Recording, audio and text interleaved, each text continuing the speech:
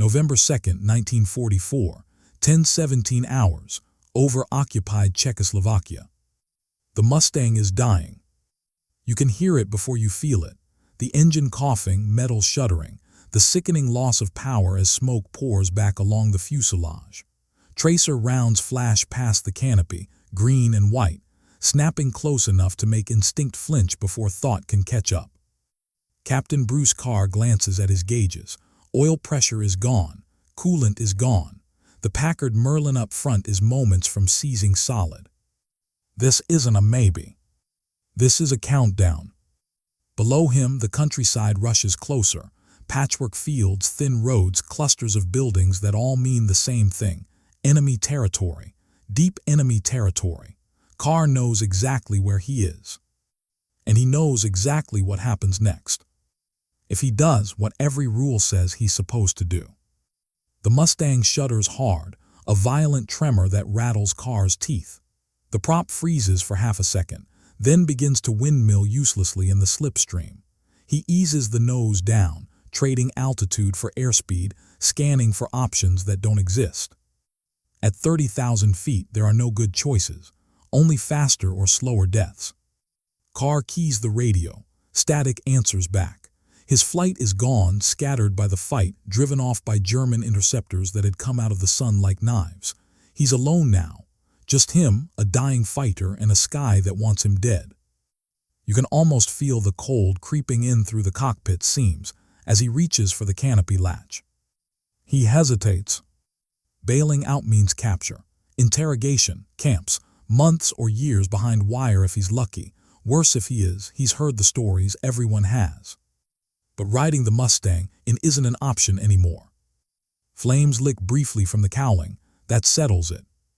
Carr pops the canopy. The wind explodes into the cockpit, tearing at his helmet, his goggles, his breath.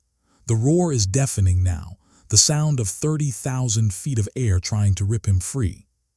He rolls the aircraft slightly inverted, braces his legs, and lets go. The world slams into motion. The P-51 drops away beneath him, spiraling toward the earth in a thin ribbon of smoke. Carr tumbles, disoriented, sky and ground swapping places in violent flashes. He forces himself to count, 1, 2, 3, then yanks the ripcord. The parachute snaps open with a brutal jolt. Silence follows. Not real silence, wind still whispers, distant gunfire still mutters, but compared to the cockpit it feels unreal. Carr hangs there, swaying, watching the war continue without him. Below, German flak guns track something else now. Fighters streak past, chasing targets that aren't him. For a moment, just a moment, he is invisible. Then rifles crack from the ground. Rounds punch through the air around him, tearing holes in the canopy. Parachutes are invitations. Everyone knows that. Carr twists the risers, trying to spoil the aim, but there's nowhere to hide in open sky. He hits hard. The landing knocks the wind out of him, boots slamming into frozen soil, knees buckling. He rolls instinctively, coming up on one knee, already pulling the chute free before it can drag him into view. Shouts echo nearby. German voices. Carr runs. He crashes through brush, vaults a low fence, lungs burning, heart hammering so hard it drowns out everything else. He doesn't know where he's going, only where he can't stay. Every step carries him deeper into occupied territory, but stopping means capture. Or worse. He ducks into a shallow ditch, pressing himself flat as a truck rattles past on a nearby road. Luftwaffe markings flash by, black crosses, gray paint, airfield traffic. That makes him pause. Carr lifts his head, just enough to see over the embankment. And there it is. A Luftwaffe airfield. Runways laid out clean and clear. Hangars, dispersal pens, aircraft parked in neat rows like predators at rest. The smell of fuel hangs in the cold air. For a long second, Carr just stares. Then a thought forms, quiet at first, almost absurd. Those planes have gas. Those planes can fly. The sensible part of his mind shouts immediately. This is insane. Impossible. Suicide. He's a lone American pilot in enemy territory, wearing the wrong uniform with no papers, no weapon, no backup. But another part of him, the part that's survived 30 missions, that's fought his way out of situations that should have killed him, won't let the idea go. He watches a mechanic climb down from a fighter and walk away. The aircraft sits there, unattended, propeller still, canopy open. A Focke-Wulf FW-190. Carr has never flown one. But he studied them. Everyone has. He knows their strengths, their weaknesses. He's fought them in the air, watched them burn, watched them kill. And right now, one of them is sitting on the ground, fueled, intact, and waiting. The ditch is cold. The airfield is alive with movement. German soldiers cross the tarmac, trucks roll, engines start and stop. Carr's pulse slows, not from calm but from focus. If he stays here, he's a prisoner. If he moves, he might be dead in seconds. Or he tightens his gloves. There are moments in war where training ends and instinct takes over, where you stop asking if something is possible and start asking how fast you have to do it before the moment disappears. Bruce Carr rises from the ditch and starts walking toward the enemy's aircraft. No one stops him at first. That's the most terrifying part. Carr walks with purpose, not fast, not slow, head slightly down, shoulders set like he belongs there. He keeps his hands visible. Mechanics pass within arm's length, their boots crunching on gravel, their breath puffing white in the cold. A truck backfires. Someone laughs. The airfield hums with ordinary routine. You can almost feel the wrongness of it pressing in on him. Every step feels borrowed. He doesn't look at the fighter until he's close enough to touch it. A Focke-Wulf FW-190, squat and brutal, nose full of BMW radial engine, canopy slid back. The skin is cold beneath his glove. Real, solid. Still no one notices. Carr climbs the wing. The cockpit is cramped compared to the Mustang. German labels everywhere. Different throttle. Different mixture controls. Instruments laid out just unfamiliar enough to kill you if you guess wrong. He drops into the seat, heart hammering, and forces his breathing to slow. This is the moment that will decide everything. He closes the canopy. The sound seals him in. The world narrows to glass, metal, and gauges. He straps in by instinct, hands moving automatically, muscle memory adapting on the fly. There is no checklist. There is no time. He reaches for the starter. Nothing. For a split second, panic flares. Then he spots it, the magneto switch, the fuel valve. He adjusts, tries again. The engine coughs. Carr freezes. A mechanic looks up. The engine coughs again, then roars to life. The sudden thunder of the radial shakes the aircraft, rattling his bones. Prop wash kicks dust and debris backward in a violent storm. Heads turn now. Shouts erupt. Someone points. Too late. Carr shoves the throttle forward and releases the brakes. The FW-190 lunges ahead, tail lifting as he fights the unfamiliar torque. He doesn't taxi. He doesn't line up properly. He barrels straight for open concrete, praying there's enough runway before someone figures out what's happening. Small arms fire snaps past the canopy. A truck swerves. A soldier dives aside. Carr forces the stick forward, then back, feeling for the edge of lift. The airspeed needle climbs, slowly, agonizingly. The engine screams. The runway rushes beneath him. And then, the wheels leave the ground. For a heartbeat, the fighter wallows, heavy and unstable. Carr fights it, correcting instinctively, lifting just enough to clear the perimeter fence as rounds crack upward from below. He's airborne. He doesn't climb. Not yet. He skims the ground at treetop height, hugging the terrain, racing away from the airfield before anyone can react properly. Flak guns begin to swivel. He sees muzzle flashes. Tracers rip past, close enough to blur. Then the first German fighters start their engines. Carr banks hard, leveling out, pushing the FW-190 to its limits. The aircraft feels powerful, raw but unforgiving. Every movement is sharp, every mistake punished. He glances at the fuel gauge. Full. A laugh escapes him before he can stop it, short, sharp, almost hysterical. He's flying an enemy fighter, deep in occupied Europe, under fire from both sides, with no identification and no plan beyond west. Allied flak will shoot him down on sight if he blunders into it. German fighters will tear him apart if they catch him. There is no safe sky. He climbs now cautiously, threading between clouds, adjusting mixture by feel, watching temperatures like a hawk. He flies wide, indirect, skirting known flak zones, avoiding towns, avoiding roads. Minutes stretch into an hour. His neck aches from tension. Sweat chills under his flight suit.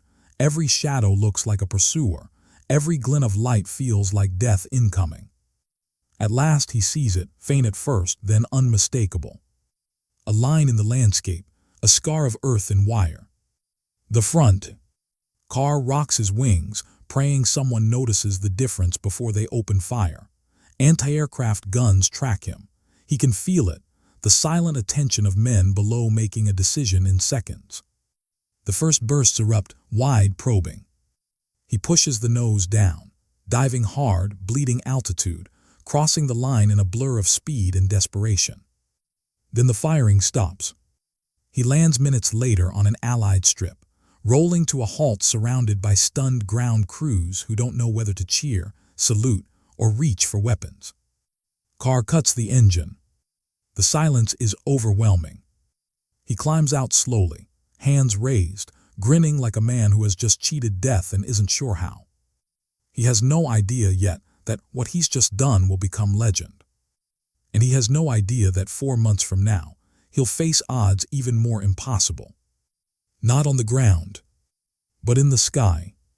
The Allied airfield doesn't erupt the way Carr expects.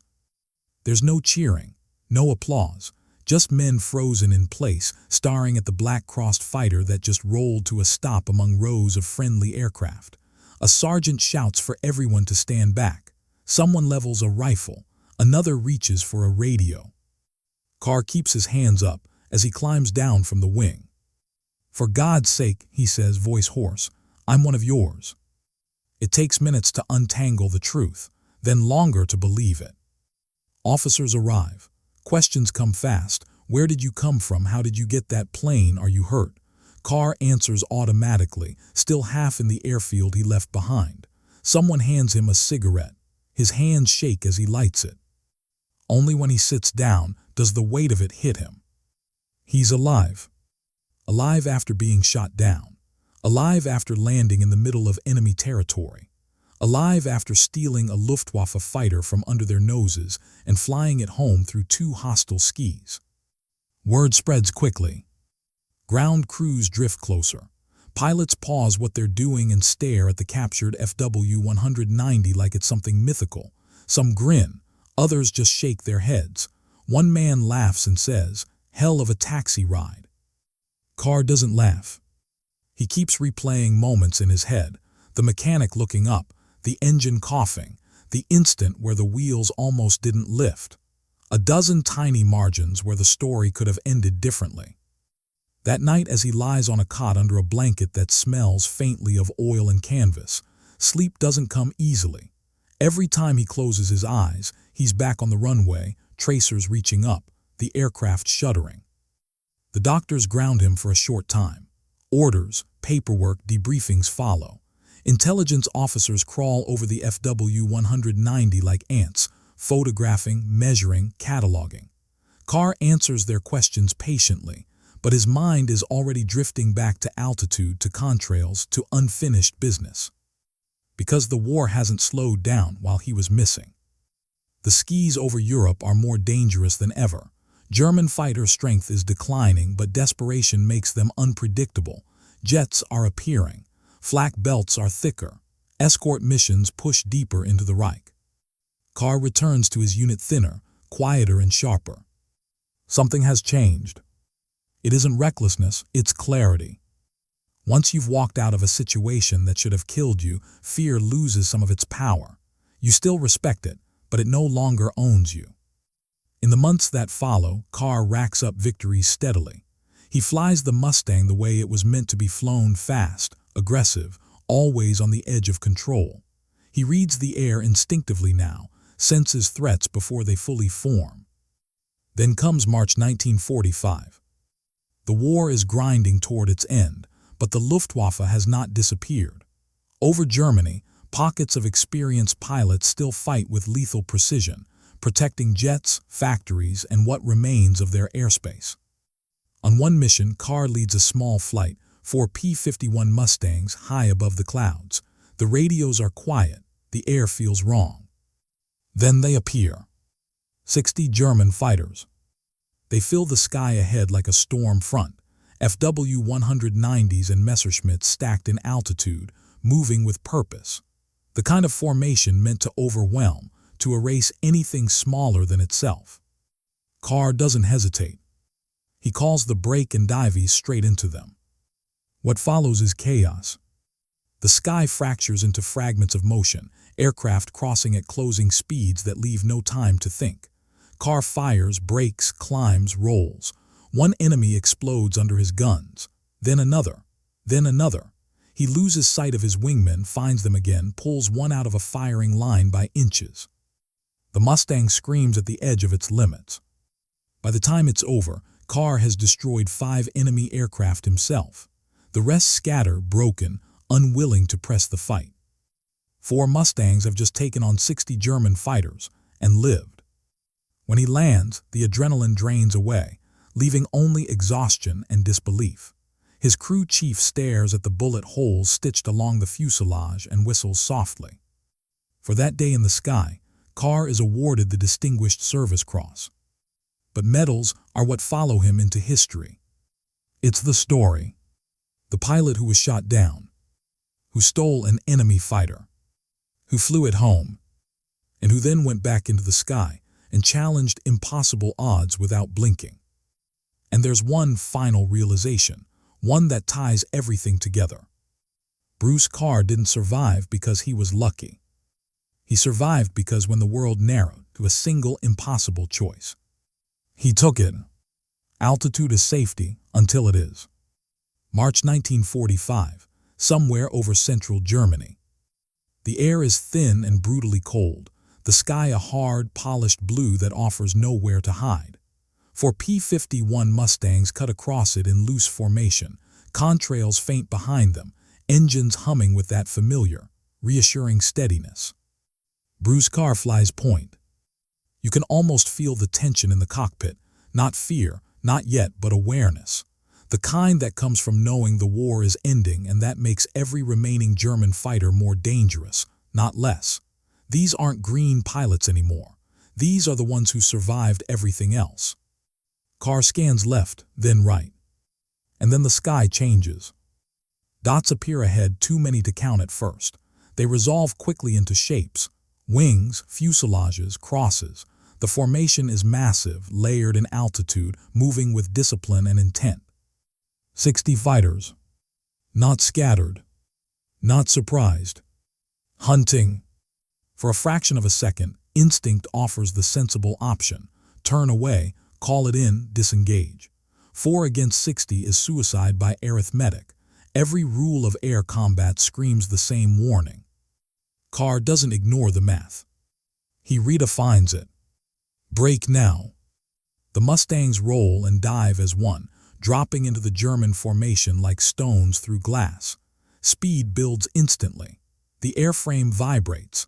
The sound of the engine deepens into a roar that presses into Carr's chest. This isn't a dogfight. It's a disruption. Carr fires in short, brutal bursts. One German fighter flashes through his sights, too late to react. The Mustang's guns hammer. The enemy aircraft disintegrates in a spray of metal and smoke.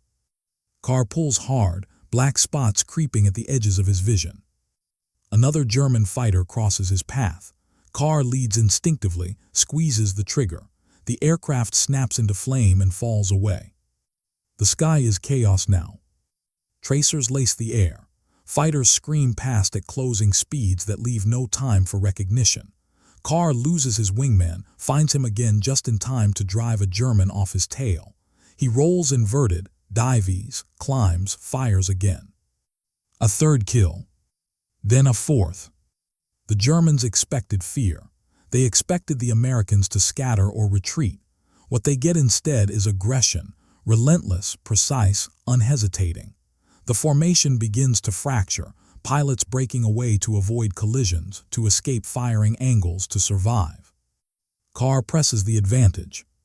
He spots another fighter lining up on one of his pilots. He doesn't think, he reacts. The Mustang surges forward, the guns speak.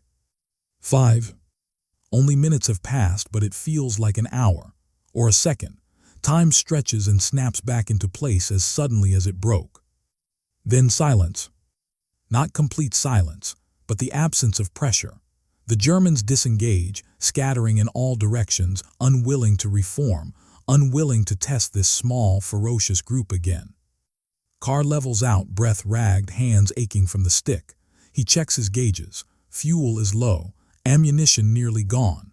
The Mustang is peppered with holes but still flying. All four are still flying. When they land, the ground crews know before anyone says a word. The looks on their faces say everything. They count the holes. They listen to the story. They shake their heads. 5 confirmed kills, 1 mission. Carr is calm as he gives his report, almost distant. The adrenaline has burned off, leaving only a quiet certainty. This wasn't recklessness. This was understanding the moment, when surprise, aggression, and instinct outweigh numbers, when hesitation is more dangerous than action. The Distinguished Service Cross follows soon after. Official language, formal citation, words like extraordinary heroism and conspicuous gallantry. Carr reads it once. Then he folds it away. Because for him, the meaning of it all traces back to that frozen ditch in Czechoslovakia, to the moment he looked at a Luftwaffe airfield and chose movement over surrender. Some men survive war by avoiding risk. Others survive by recognizing when risk is the only path left. Bruce Carr belongs to the second kind. And that makes his story more than an anomaly. It makes it a lesson. The war ends not with a single moment, but with a long exhale. Spring 1945. Airfields across Europe begin to quiet. Sorties grow fewer. Pilots who have lived with constant engine noise for years suddenly find themselves listening to wind again. Men who survived on adrenaline now have time to think, and sometimes that's harder. Bruce Carr stands beside his Mustang, running a hand along the scarred aluminum skin. The aircraft carries the evidence of everything he's been through. Patched holes, oil stains that never quite come out, a machine that has lived hard and survived harder. So has he. Carr doesn't talk much about the FW-190, not because he's hiding anything, but because, to him, it wasn't heroism. It was necessity, a problem presented with no acceptable conventional solution. So he solved it the only way left. That instinct, the refusal to accept the ending offered, defines everything that followed. In the air, he fought the same way, not reckless, not careless, just decisively. When outnumbered, he attacked. When surprised, he moved. When faced with impossible odds, he trusted speed, aggression, and judgment honed under pressure. The official records will remember him as an ace, a Distinguished Service Cross recipient, a skilled leader who brought his men home. But that doesn't quite capture it. Bruce Carr represents a kind of wartime truth that doesn't fit neatly into manuals or doctrine. That sometimes survival depends not on doing what you were taught, but on recognizing the moment when the rules no longer apply. The skies over Europe were filled with brave men, thousands of them. Most never had the chance to make a choice like Carr's. Most fought, followed orders, and hoped the math broke in their favor. Carr didn't wait for hope. He made a decision. On November 2, 1944, when his Mustang went down over enemy territory, the war offered him an ending: capture, prison, survival by endurance. He rejected it. And 4 months later, when 60 German fighters filled the sky, the war offered him another ending: overwhelming odds, tactical sense, withdrawal. He rejected that too. History often celebrates strategy, technology, and numbers, and rightly so. But war is also shaped by individuals who refuse to behave predictably when everything is on the line. Men who act before doubt has time to speak. Bruce Carr flew home in the wrong airplane. Then he went back into the sky and proved that sometimes audacity is not recklessness. It's clarity under fire. And in a war measured by statistics and strategies, his story remains a reminder that survival and victory still hinge on the human moment where instinct, courage, and timing align. Not every pilot gets that moment. Bruce Carr did. And he took it.